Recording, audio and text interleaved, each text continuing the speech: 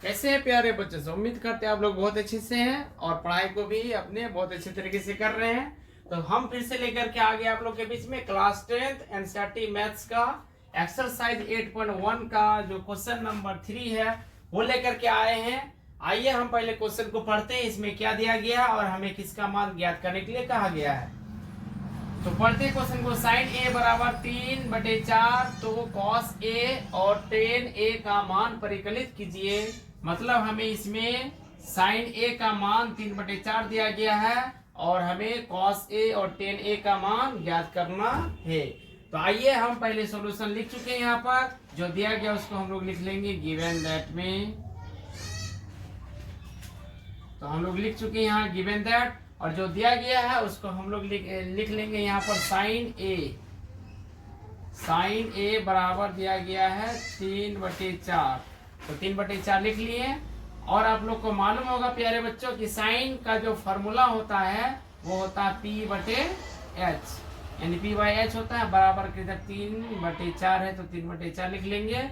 और ये जो है P बराबर यानी P ऊपर में है और 3 भी ऊपर में है तो P का मान 3 हो जाएगा और H का मान 4 हो जाएगा। ठीक है, तो P बराबर लिख लेंगे 3 और H बराबर लिख लेंगे 4। और जो समकोण त्रिभुज होता है तो उसमें P, H और B होता है। ठीक है, तो B बराबर नहीं दिया गया है, वो हमें पाइथागोरस प्रमेय से B का मान ज्ञात करना है। तो हम लोग पहले लिख लेंगे पाइथागोरस प्रमेय से। तो पाइथागोरस प्रमेय से हम लोग किसका मान याद करेंगे? B का मान। तो B बराबर आप लोग को सूत्र याद होगा, B बराबर फॉर्मूला होता है h² - p²। तो h² - p² लिख चुके हैं। अब रूट अंडर है तो रूट अंडर, और h का मान आप लोग देख रहे हैं 4 दिया गया है तो हम लोग लिख लेंगे यहाँ पे 4 का स्क्वायर। मतलब यहाँ h में स्क्वायर है इसीलिए यहाँ पर 4 का भी स्क्वायर हो जाएगा, माइनस है तो माइनस। p का मान 3 दिया गया है तो 3 का हो जाएगा यहाँ स्क्वायर।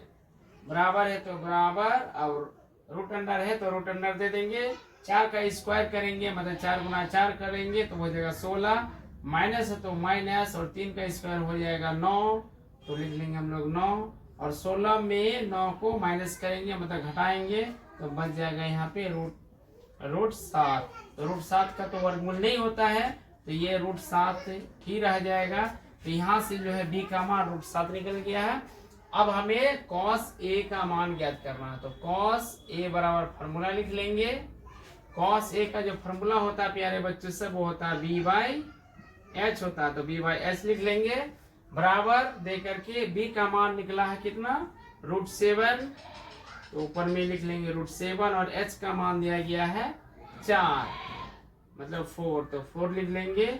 और उसके बाद 10A का मान ज्ञात करना है। तो 10A बराबर पहले फॉर्मूला हम लोग लिखेंगे। 10A का फॉर्मूला होता है P/B, तो लिख लेंगे P/B बराबर P का मान है 3 तो ऊपर में हम लोग लेंगे 3 और B का मान निकला है √7, हम लोग लिख लेंगे √7। तो इस प्रकार से cos A का मान √7/4 और 10A का मान 3/7 निकल चुका। तो यही हो जाएगा हमारा आंसर। उम्मीद करते हैं आप लोग यह प्रश्न समझ गए हैं। अगर वीडियो पसंद आया है तो वीडियो को लाइक करें, चैनल को सब्सक्राइब करें और ये इस वीडियो को जो अपने दोस्तों में जरूर शेयर करें।